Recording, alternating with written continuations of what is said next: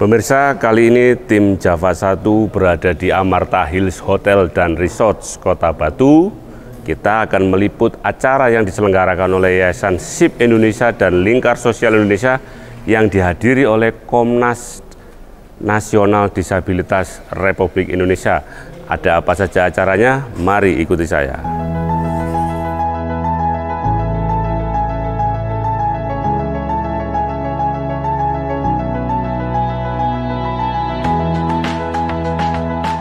Pada acara seminar Posyandu Keluarga Inklusi dan Posyandu Disabilitas yang diinisiasi oleh Yayasan SIP Indonesia, kita ketemu dengan Pak Haryoso sebagai penggeraknya. Selamat siang Pak Haryoso. Selamat siang. Sehat-sehat selalu Pak Haryoso ya? Amin, siap. Sehat.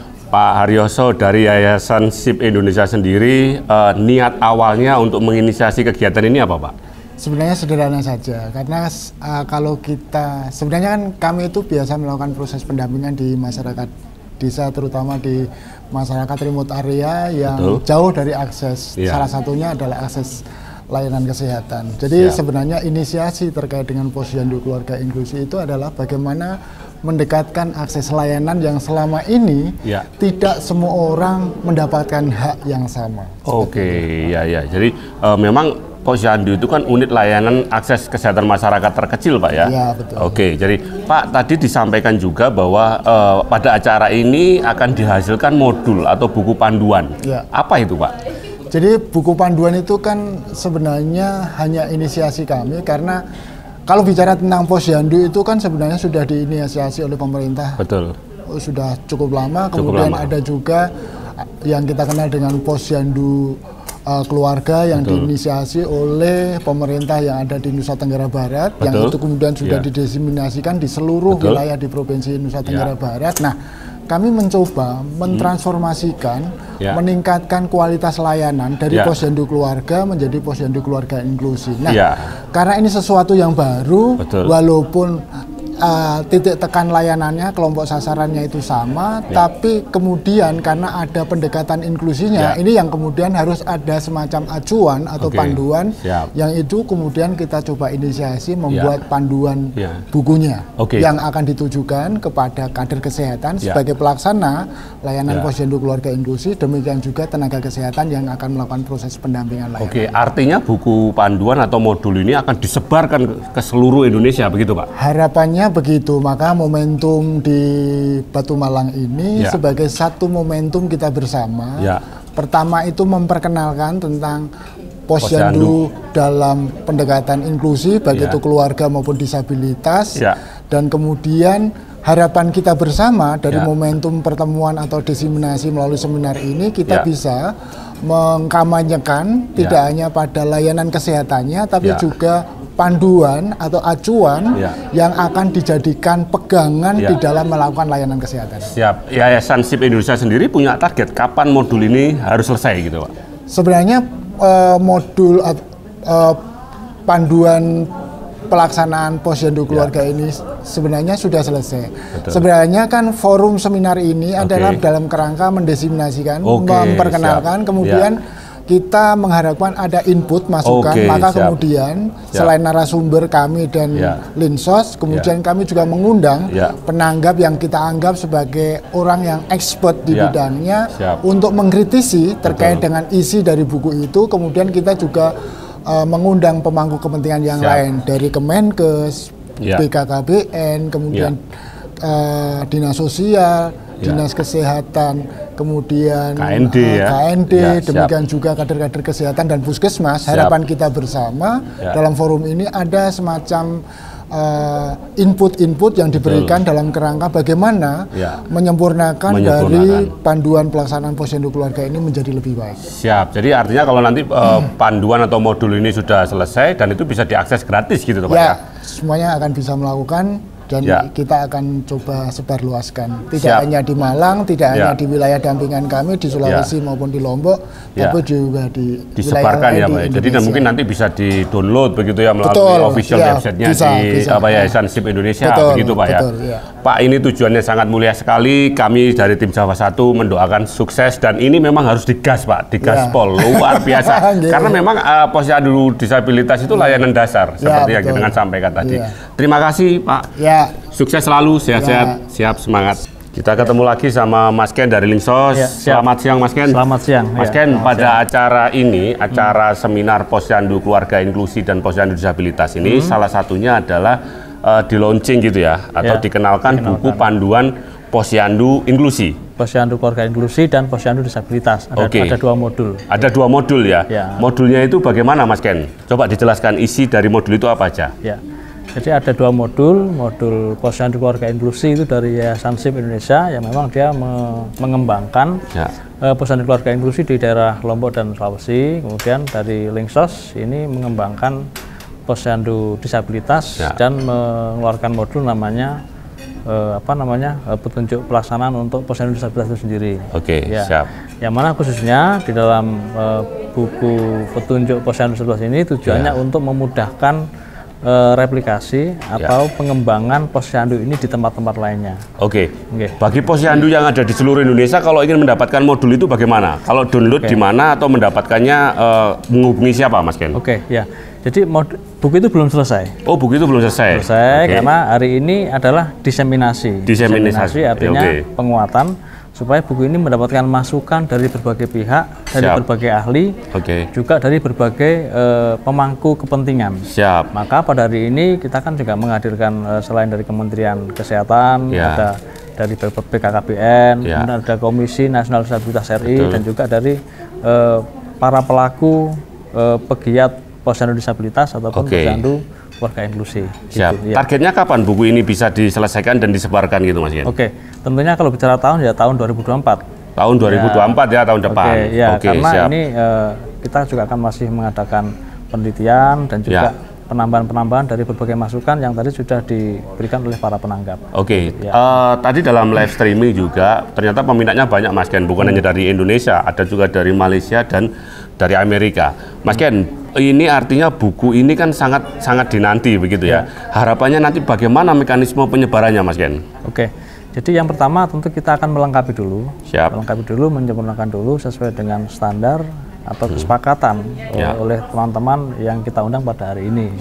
Itu kan karena memang buku ini nanti supaya lebih mudah diaplikasikan, terutama oleh para kader sebagai panduan pengembangan posyandu disabilitas di seluruh Indonesia tentunya.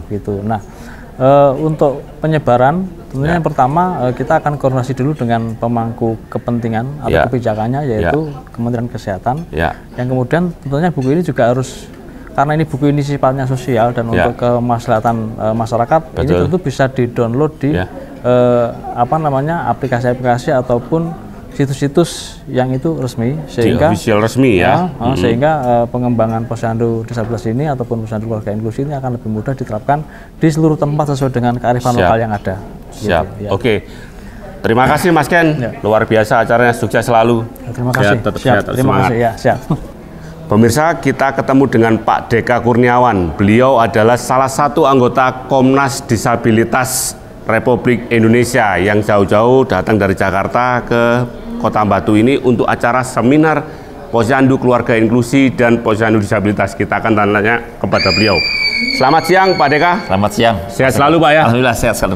Luar biasa, tadi seru banget Pak pembahasannya. Pak, Komnas Disabilitas ini atau KND ya kita menyebutnya, itu pandangannya terhadap inisiatif posyandu keluarga inklusi dan posyandu disabilitas ini bagaimana Pak? Saya cuma kasih satu komentar. Kerja nyata dan karya inovatif ini begitu cerdas dan hebat. Pakai banget. Pakai banget. Ini artinya berarti KND dukung Pak ya? Sangat mendukung. Sangat mendukung ya, totalitas ya? Betul, karena ini adalah bagian dari tugas KND, di mana sebagai sebuah lembaga negara yang mendapatkan mandat dari undang-undang untuk bisa melakukan pemantauan, evaluasi dan advokasi terhadap penghormatan, pelindungan dan pemenuhan hak penyandang disabilitas Indonesia, yang dimana semua pihak, semua pemangku kepentingan harus bisa sama-sama memastikan hak disabilitas. Tugas kami menjadi semakin ringan. Kenapa? Masyarakat sudah mempunyai kesadaran seperti yang dilakukan oleh Lingsos dan YSI ini. Betul. Maka kami sangat mendukung. Posyandu itu kan gerakan dari rakyat, oleh rakyat, untuk rakyat, dan bersama rakyat. Betul. KND ini memperkuat dan mendukungnya atau mendorongnya ini untuk menyebar ke seluruh Indonesia. Apa yang dilakukan KND, Pak? Ya, sesuai dengan tugas dan fungsi kami sebagai lembaga independen dan non-struktural yang langsung bertanggung jawab pada Presiden, peran terbesar kami adalah ketika kami bisa mengadvokasi, artinya mendorong dan memastikan program dan praktek baik yang sudah dilakukan oleh Yayasan SIP dan Lingsos ini betul-betul bisa mendapatkan dukungan dari pemerintah. Karena ini kan sifatnya kan kerja swadaya masyarakat, bersumber daya masyarakat, mereka punya inisiatif, mereka punya upaya yang nyata di lapangan, tapi pemerintah yang sebetulnya pemikul kewajiban utama, mereka harus punya dukungan, baik berupa dukungan regulasi, dukungan kebijakan dan anggaran, seperti bagaimana memastikan agar setiap daerah yang lain juga bisa melakukan yang sama, karena praktek baik ini sudah betul-betul nyata dirasakan manfaatnya oleh masyarakat. Betul. Pak, beberapa hari yang lalu kita di Malang Raya itu isu yang lagi tinggi adalah isu kesehatan mental, karena dipicu oleh beberapa kasus bunuh diri, Pak. Jadi ada 3 kasus bunuh diri dalam sepekan. Nah, ini pandangan KND, Pak Deka, posisi atau peran posyandu disabilitas, karena kesehatan mental itu kan termasuk dalam ragam disabilitas. Betul. Bagaimana memposisikan ini menjadi solusi kesehatan mental masyarakat? Salah satu penyebab kenapa penyandang disabilitas mental itu tidak mendapatkan haknya untuk mendapatkan rehabilitasi, termasuk juga nanti ini sifatnya bukan hanya rehabilitasi dalam bentuk obat-obatan tapi juga psikologi. Itu karena mereka tidak terdeteksi. Dan posyandu disabilitas ini memiliki peran sebagai frontliner, merupakan ujung tombak untuk bisa memantau. Karena dalam konsep posyandu disabilitas ini ada sistem di mana ada mawas diri. Masyarakat mawas diri itu bisa betul. Ini solusinya. Dan ini akan mendobrak stigma, baik stigma diri di penyandang disabilitas itu sendiri maupun stigma keluarga. Mereka rata-rata punya pandangan yang negatif, sehingga merasa malu kalau seandainya nanti keluar itu nanti dianggap sebagai keluarga yang bermasalah dan lain-lain gitu kan. Nah, dengan adanya posyandu disabilitas kan ini ada langkah-langkah proaktif untuk bisa masuk terjun langsung. Ada edukasi dan sosialisasi ya. Berarti posyandu disabilitas ini ujung tombak. Nanti dengan terdatanya penyandang disabilitas mental itu, kita langsung bisa tahu ada berapa jumlahnya, bagaimana kasusnya, apa yang dibutuhkan, bagaimana penanganannya, dirujuk kemana. Itu akan bisa meminimalisir resiko tadi disabilitas mental yang melakukan tindakan-tindakan yang akhirnya merugikan masyarakat itu sendiri. Luar biasa sekali Pak Deka dari Komnas Disabilitas Republik Indonesia. Semangat sehat selalu. Sukses Pak Deka. buat Jawa Satu juga. Terima kasih banyak atas dukungannya. Media keren ya. Pemirsa, pada acara ini kita ketemu dengan Pak Iskandar yang datang jauh-jauh dari Jakarta ke Kota Batu untuk mengikuti seminar posyandu, keluarga, inklusi, dan posyandu disabilitas. Kita tanya pada beliau. Selamat siang Pak Iskandar. Sehat-sehat Pak Iskandar ya. Sehat. Pak Iskandar jauh-jauh dari Jakarta menghadiri seminar posyandu, keluarga, inklusi ini, harapannya apa Pak Iskandar? Harapannya, satu, ketemu dengan teman lama. Kedua, ikut berkontribusi di dalam penyempurnaan bukunya. Penyempurnaan bukunya. Komentar tentang bukunya Pak, buku panduan pelayanan posyandu disabilitas? Ini salah satu buku panduan yang memang diperlukan baik oleh pemerintah maupun juga oleh kader. Posyandu itu kan layanan dasar kebutuhan kesehatan masyarakat ya Pak ya. Itu gerakan yang dimulai dari tahun 1971 kalau 1971 Pak ya. Wah, luar biasa, berarti udah berapa puluh tahun Pak ya. Dan dia mengalami proses perubahan-perubahan yang nanti seperti yang disukai oleh teman-teman SIP dan Yayasan Lingsos. SIP Indonesia Lingsos. Itu menjadi dia layanan yang inklusi. Oh, betul. Ya. Jadi dialektika tentang posyandu ini memang sudah mulai tahun 71 Pak, sudah ada Pak ya? Sudah, dan asal tahu Indonesia merupakan salah satu negara yang menjadi contoh untuk negara-negara lain di Asia Afrika. Oh, luar biasa ya. Berarti percontohannya malah proyeknya di Indonesia, Pak ya? Jadi ada banyak negara sekitar tahun 80-90 itu datang ke Indonesia untuk belajar bagaimana itu dibuat. Oke, Pak, posyandu itu kan kaitannya dengan Dinkes, Dinsos, dan Kemensos, Kemenkes. Apa Pak harapan yang ingin disampaikan atau aspirasi yang disampaikan kepada pemerintah daerah sampai ke pemerintah pusat? Nah, kan kita sekarang dengan adanya undang-undang tentang pemerintahan desa, maka sebagian besar itu kan diurus oleh desa sekarang. Betul. Oleh pemerintah kabupaten. Betul. Maka mau tidak mau, kalau memang kita ingin sungguh mewujudkan pemenuhan hak para lansia dan disabilitas, maka di sini memang perlu tindakan konkret, bukan hanya sekedar kebijakan lagi dari kabupaten untuk memang menganggarkan, Pak. Untuk menganggarkan ya, memang Indonesia ini kan dibangun dari kumpulan desa-desa, berarti ujung tombaknya memang desa, Pak ya? Betul. Maka dari dalam anggaran desa juga perlu ada penganggarannya. Jadi dari alokasi anggaran desa perlu penganggaran untuk posyandu ini, Pak ya? Benar. Siap, terima kasih. Pak Iskandar, terima kasih atas waktunya. Sukses selalu Pak Iskandar. Pada acara ini kita ketemu dengan ibu-ibu penggerak posyandu dari Bu siapa ini, Ibu? Saya Lili. Ibu Lili dengan? Dokter Enggar dari UPT Puskesmas Lawang. Oke, Ibu, tanggapannya terhadap posyandu keluarga inklusi dan posyandu disabilitas pada acara ini bagaimana, Bu Lili? Kalau kami, saya di Lawang kan memang sudah menyelenggarakan posyandu disabilitas sudah lama sejak tahun 2000 berapa itu kita menyelenggarakan.